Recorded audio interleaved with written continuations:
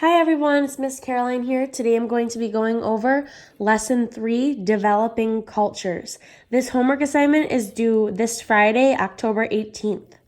All right, before we start, let's review our vocabulary.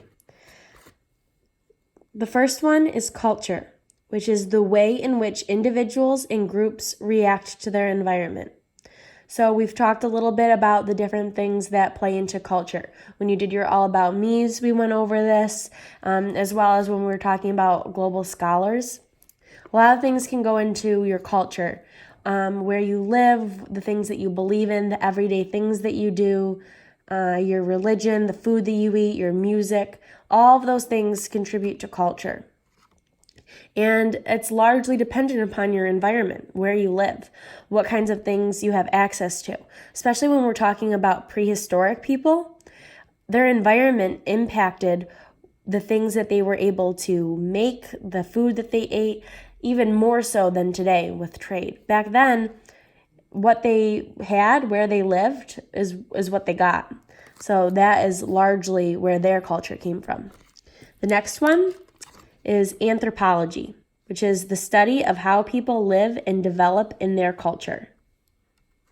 Okay, so this is kind of, anthropology is the study of cultures, how people live and how they create their culture. And landform is a surface feature of Earth, such as a mountain or a hill. And if you look at the breakdown of this word, it can really give you hints at what it means. We have land, so it's a type of land, and then it's in whatever form it's in. So it's a form of land. So it could be a mountain, it could be a hill, it could be a plain. Geography is the study of the relationship between physical features, climate, and people. So based on what landforms are around, based on the climate, which we remember from last lesson is the weather over a long period of time, and the people. So those things together, their relationship is what geography is. And for diverse, it says different. I'm not a huge fan of this definition because I don't think that it gives you the full scope of what diverse means. Diverse is variety. So if we talk about our school, we have a diverse student population because we have students from all over the world, all different countries, different cultures. So different is part of the definition, but you're also thinking about variety. There's a lot of different groups of people, a lot of unique perspectives, or in whatever you're referring to. So here we're going to be talking about a diverse group of people, so you can think about it just like our school. We have a diverse student population because we have people with a lot of different backgrounds. All right, so I'm going to review what we have in front of us. So we went over our vocabulary words, which are bolded throughout here. And I also see that our headings are contacting cultures, cultures develop, and prehistoric art. So I can already get a picture in my head that we're going to be talking about cultures, maybe how they communicate with each other, or the different cultures that exist during this time period, how cultures developed, and prehistoric art. So that kind of gives me an idea of the time period. We're still talking about prehistory. Remember, prehistory is before they had systems of writing. Okay, so there was no reading or writing at this time. So we're going to learn a little bit more about the cultures of prehistoric peoples and how we learn about them without having anything written that they left behind. Okay. So let's look at our questions. Number 1, we have main idea and details. So this should be super familiar to you because we do this in ELA. So here the main idea is given to us. During the late Stone Age, complex cultures developed. So they weren't simple, they weren't basic. There were a lot of working parts. They were more complex. This is our main idea. So now I know that the main idea of this passage is going to be that during the late Stone Age, complex cultures developed. And I need to find 3 details to fill in. So just like our other 2 lessons so far, I'm going to save this one last. We need to read the whole thing before we can figure out what the details are to support the main idea. But I can already get in my head, let's see, there's 3 headings and there's 3 spots for details. So maybe I can get 1 detail from contacting cultures, 1 detail from cultures developed, and 1 detail from prehistoric art. All right. Number 2 is what is culture? We've already gone over that one in the vocabulary. Number 3, what encouraged the development of culture in the Americas? So in reading this question, I see the word develop, the root word of development in culture. Develop culture. And look, right here, cultures develop. So I already know that I'm going to be looking, for number 3, I'm going to be looking right here. That's going to be somewhere in here. And we have our word for culture. That's the first word of our entire thing. So we're going to be getting our answer for number 2 right in here. I already know this before I'm even starting to read. And what artifacts tell us the most about prehistoric cultures? So maybe I'm going to find that one in here. In prehistoric art. I'm not sure yet. That's what I can infer. And let's see, our critical thinking question is focused on making inferences. How did landforms and climate influence cultures? Use the word geography in your answer. Okay, geography. And I have landforms and climate, and that makes sense. If I'm going to be talking about landforms and climate, it makes sense that I have to include geography in my answer because geography is the study of the relationship between physical features, climate, and people. And a physical feature is a landform. All right, so we already have a good idea of what's going to be expected of us just by going over this. So let's dive into the reading, okay?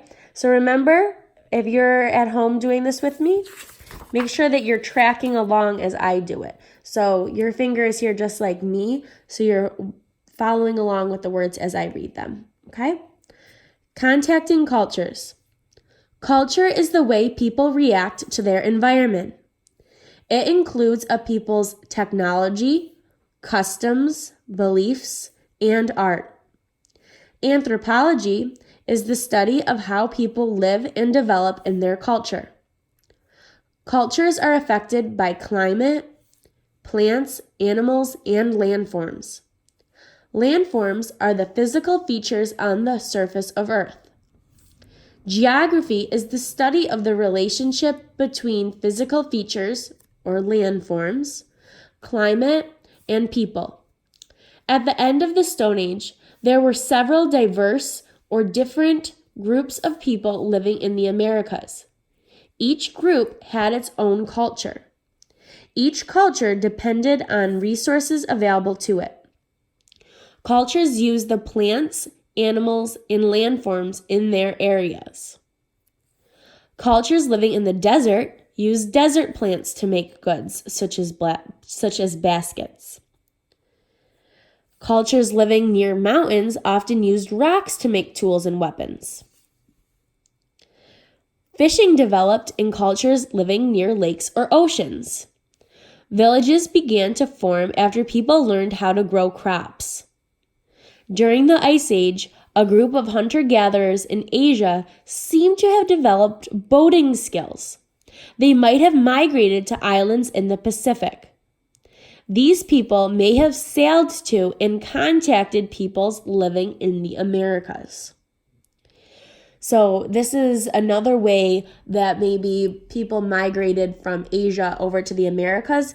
Maybe before they even had a land bridge, maybe they had boating technology and were able to boat across and contact other cultures.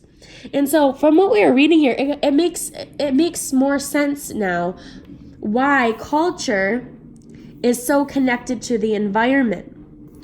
The customs that people had were based on what resources they had. If they lived by the sea, it makes sense that they would fish a lot, and they would need netting and boats. That would make sense that those things would be part of their culture because that's the environment that they lived in. If they lived in the mountains, it makes sense that their tools and weapons would be made from rocks. Okay, so that's why a person's environment affects their culture. All right, so we should already be able to answer number 1. Culture is the way people react to their environment. It includes a people's technology, customs, beliefs, and art.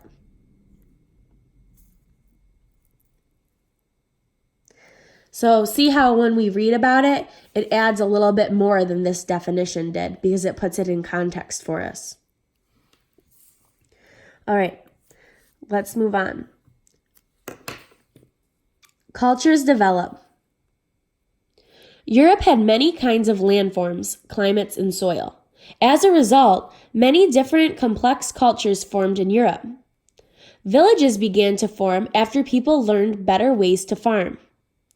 Cultures began using more of the resources that were available to them. Some crops, such as grains, lentils, and beans, grew all over Europe. Other crops needed a certain climate. Citrus fruits were grown in warmer climates. Apples were grown in mild climates. In the last 200 years, archaeologists found prehistoric paintings and drawings from these cultures. These artifacts give details about early people and their daily lives. Okay. So this also makes sense if we think about the kinds of fruits that we have in New York. So during the fall, during this time of year, a lot of people go apple picking because we have a mild climate. It's not very hot, but it's a mild enough in the middle, enough that apples can grow. So that's why we have a lot of apple farms up in New York. Citrus fruits like oranges, those are shipped up to us from warmer places like Florida or even or imported from other countries. So some things need certain climates. They need a certain temperature in order to grow. All right. So our question here was, what encouraged the development of culture in the Americas? Well, Europe had many kinds of landforms, climates, and soils. As a result, many different complex cultures formed in Europe. Okay, so we can get our answer from right up in here. Also, villages began to form after people learned better ways to farm. All right, so there's a diverse array of landforms, climates, and soil. That helped complex cultures form. And villages began to form after people learned better ways to farm.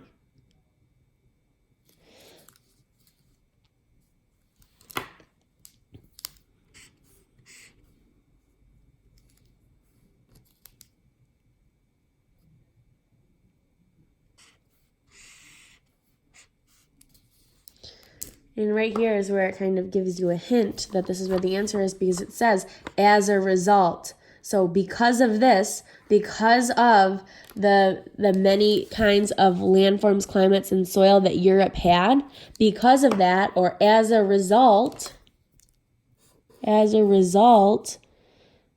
many different complex cultures formed in Europe. All right.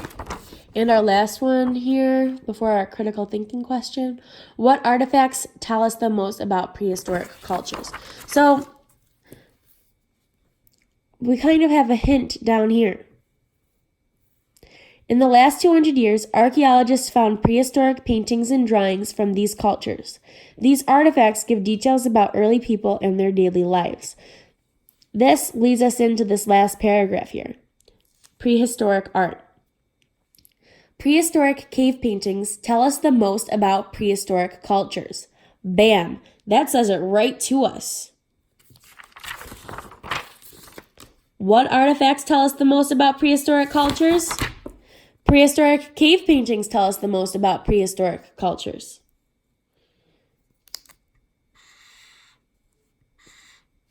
Comes right out and tells it to us.